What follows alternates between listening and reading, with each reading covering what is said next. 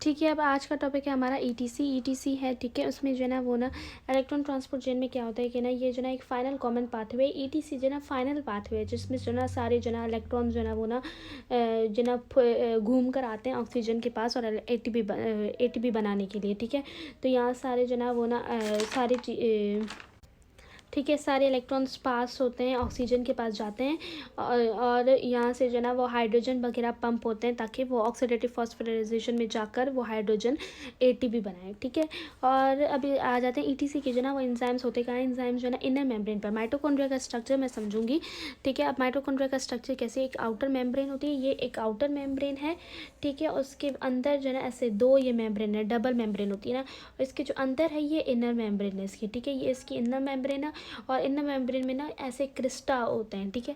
तो ये क्रिस्टा ये इनर मेम्ब्रेन पे, और इसके अंदर क्या है, इनर मेम्ब्रेन के अंदर मैट्रिक्स होता है और इनर मेम्ब्रेन के बाहर क्या हो, इंटर मेम्ब्रेन स्पेस होता है, जो कि ठीक है। अब उसमें क्या होगा कि ना ये जो ना पहले जो ना इसके एंजाइम्स कहाँ पर होंगे, इनर मेम्ब्रेन में। ये जो ना इनर मेम्ब्रेन पे जो ना वो ना ईटीसी के एंजाइम्स होंगे और ईटीसी के भी कुछ कॉम्प्लेक्सेस होते हैं, 1 to 5 कॉम्प्लेक्सेस। तो जो 1 to 4 कॉम्प्लेक्सेस होते हैं वो ईटीसी के कॉम्प्लेक्स होते हैं, तो वो यहाँ पर इनर मेम्ब्रेन में होंगे। और 5th कॉम्प्लेक्स ऑक्सीडेटिव फॉस्फोराइजेशन का होता है, वो भी जो ना यहीं पर होता है, ठीक है। अब ये मैं एक बात बता दूं कि ना ये आगे बात बताऊंगी, ठीक है। तो ये हो गया, पहले हमने बात की कि ना ये फाइनल कॉमन पाथवे है, इंट्रोडक्शन ईटीसी का डेफिनेशन हो गई। इसके अलावा इसके एंजाइम्स कहाँ पर होते हैं अब पढ़ूंगी, ईटीसी में होता क्या है, ठीक है। ईटीसी में क्या होता है कि ना कुछ ना कॉम्प्लेक्सेस मौजूद होते हैं। कौन से कॉम्प्लेक्सेस, 4 कॉम्प्लेक्सेस मौजूद होते हैं और 2 मोबाइल कैरियर्स मौजूद होते हैं जो कि इलेक्ट्रॉन्स को लेकर जो ना आगे पास करवाते हैं। पहले जो ना वो कॉम्प्लेक्स कौन सा होता है, एनएडीएच कोएंजाइम क्यू रिडक्टेस। कैसे नेम है, एनएडीएच से इलेक्ट्रॉन्स आएंगे कोएंजाइम क्यू के पास, ये मोबाइल कैरियर है, उसके पास इलेक्ट्रॉन्स जाएंगे, ठीक है। तो पहले ये कैसे होगा, यहाँ से स्टार्ट करेंगे क्योंकि बहुत ज़्यादा ये हर चीज़ नहीं लिखते, ये जो ना मैं ना पढ़ने के लिए लिखती हूँ, लेकिन ये हर चीज़ नहीं लिखते हैं, ठीक है। क्योंकि मैं बहुत ज़्यादा सिंप्लीफाई है ये लास्ट में एनुअल में पढ़ते ही बहुत सिंप्लीफाई है, ठीक है।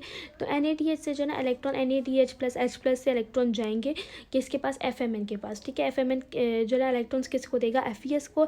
एफईएस जो ना ये आयरन, ठीक है, आयरन सल्फाइड वगैरह है, ठीक है। एफईएस इलेक्ट्रॉन किसको देगा, कोएंजाइम क्यू को, ये मोबाइल कैरियर है, ठीक है। तो ये इलेक्ट्रॉन्स आ गया, यहाँ पर मैं आपको दिखा देती हूँ। यहाँ पर ये जो ना ये है एनएडीएच एच प्लस, यहाँ से इलेक्ट्रॉन जाएंगे एफएमएन के पास, एफएमएन H2 में कन्वर्ट होगा, एफईएस को देगा और एफईएस कोएंजाइम क्यू को देगा, ठीक है। ये हो गया। इसके अलावा क्या होगा कि ना इसका फंक्शन पढ़ूंगी कि ना इसका मेन फंक्शन क्या है, इसने इलेक्ट्रॉन्स ट्रांसफर कराया है, तो ये पहला फंक्शन ये हो गया। दूसरा इसका प्रोटॉन पंप इसका फंक्शन है। प्रोटॉन पंप क्या है, जब इलेक्ट्रॉन ट्रांसफर होते हैं ना तो इसमें से एनर्जी निकलती है, वो एनर्जी क्या करती है, प्रोटॉन को पंप करने में इस्तेमाल करती है, यहाँ पर है, ठीक है। ये एनर्जी क्या करेगी, प्रोटॉन को पंप करने में हेल्प करेगी।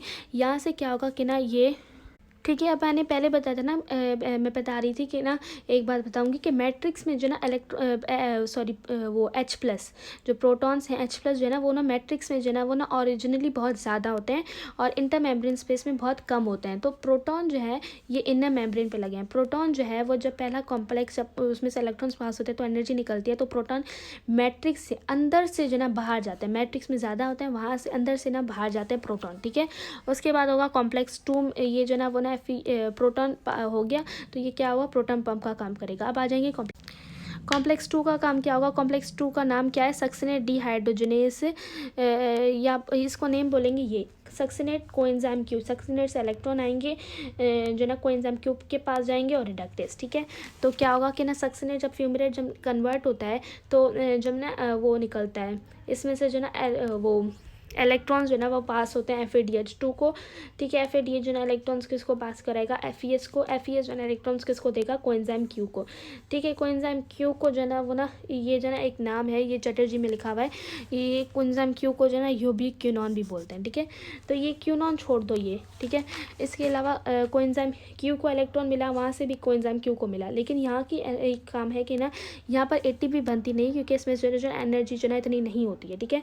इसके अलावा क्या होगा कि ना कोएंजाइम क्यू जो ना पिछले पाथवे से भी आया, इस पे बाद से इलेक्ट्रॉन कोएंजाइम क्यू के पास आ गया। कॉम्प्लेक्स 3 क्या है, coenzyme Q cytochrome c reductase, ठीक है।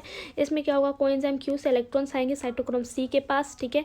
तो क्या होगा, कोएंजाइम क्यू जो पीछे कॉम्प्लेक्स 1 और कॉम्प्लेक्स 2 के कोएंजाइम क्यू के पास इलेक्ट्रॉन्स आए थे वो पास करेंगे एफईएस को, एफईएस साइटोक्रोम बी1 को देगा, साइटोक्रोम बी1 सी1 को देगा, सी1 साइटोक्रोम सी मोबाइल कैरियर को देगा। इसका फंक्शन क्या होगा, ये प्रोटॉन पंप करेगा। इसमें जो है इतनी एनर्जी होती है जो कि प्रोटॉन पंप करने में यूज़ होगा। दूसरा ट्रांसफर इलेक्ट्रॉन्स, कितने प्रोटॉन पंप होंगे वो मैंने यहाँ पर लिखे हुए हैं कि ये जो ना जब ये साइटोक्रोम्स कॉम्प्लेक्स 2 में भी जो ना वो ना नहीं होंगे, कॉम्प्लेक्स 3 में जो ना वो ना मैं या लास्ट में बताऊंगी कितने प्रोटॉन्स पंप होंगे। बस ये याद कर लो कि कोएंजाइम क्यू के पास इलेक्ट्रॉन्स बिल्कुल भी पंप नहीं होंगे और कोएंजाइम 3 के पास जो ना वो ना प्रोटॉन पंप होंगे, इतनी एनर्जी होगी, ठीक है।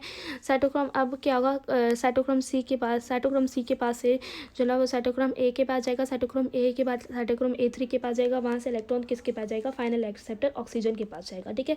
तो यहाँ पर भी इतनी एनर्जी होगी जिनके इनके इलेक्ट्रॉन्स को फ्लो करने में भी इतनी एनर्जी मिलेगी कि ना वो जो ना प्रोटॉन पंप हो सके और दूसरा जो ना ये ना ट्रांसफ़र करते हैं इलेक्ट्रॉन टू फाइनल ऑक्सीजन के पास, ठीक है।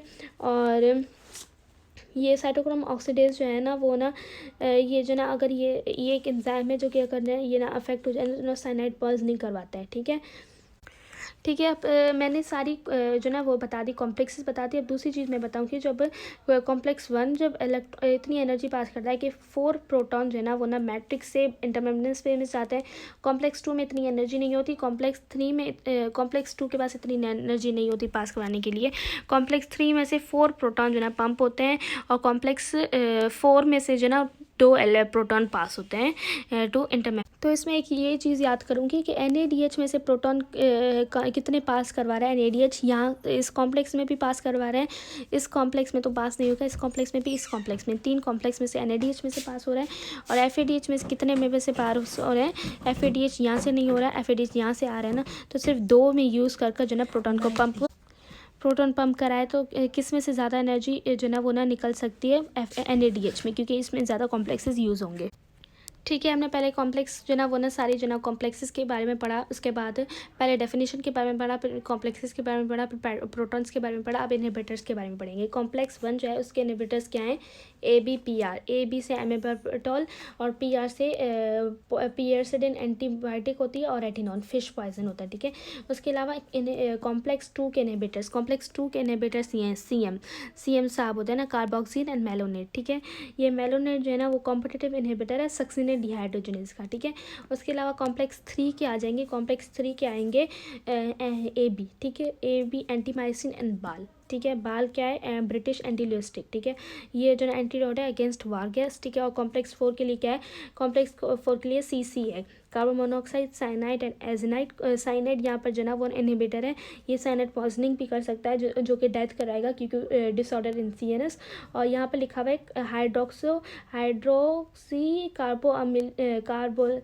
कोबालामिन जो ना वो ऐसा एंटीडोट यूज़ होता है साइनाइड पॉइजनिंग में, ठीक है।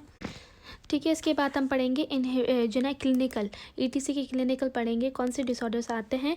इसमें एक जो है ना वो ना ये है इन्फेंटाइल माइटोकॉन्ड्रिया मायोपैथी। इसमें इसको जो ना वो क्या है, इसमें क्या होता है कि माइटोकॉन्ड्रिया मायोपैथी में क्या होता है कि ना माइटोकॉन्ड्रियल जो ना वो ना प्रॉब्लम्स हो जाते हैं या एंजाइम ऑक्सीरिडक्टेजेस जो है ना वो ना उसमें प्रॉब्लम हो जाती है, जिसकी वजह से मसल्स जो ना अफेक्ट होती हैं, वो जो है ना वो ना वीक हो जाती हैं और सॉफ्ट वगैरह हो जाती है, ठीक है। मेलिस क्या होता है, मेलिस में जो है ना वो ना ये भी माइटोकॉन्ड्रियल प्रॉब्लम है जिसमें जो ना एंजाइम डिफिशिएंसी हो जाएगी, जैसे कि यूबिक्विटोन रिडक्टेज जो कॉम्प्लेक्स 1 का एंजाइम है उसकी डिफिशिएंसी हो जाएगी या और माइटोकॉन्ड्रिया में प्रॉब्लम हो जाएगी, जिसकी वजह से क्या हो जाएगा, मेलिस का फुल फॉर्म हो जाएगा mitochondria encephalopathy, lactic acidosis, stroke ये जो ना इसके सिम्टम ये जो ना इसकी वजह से हो जाएंगे, ठीक है। तो हम क्या बताएंगे, इन दोनों की जो ना कौन से एंजाइम में फ़र्क पड़ेगा, और ये माइटोकॉन्ड्रियल दोनों प्रॉब्लम्स हैं, और इसमें क्या होगा, मसल अफेक्ट होगा पहली में, और दूसरी में जो ना ये जो ना नेम की वजह से ये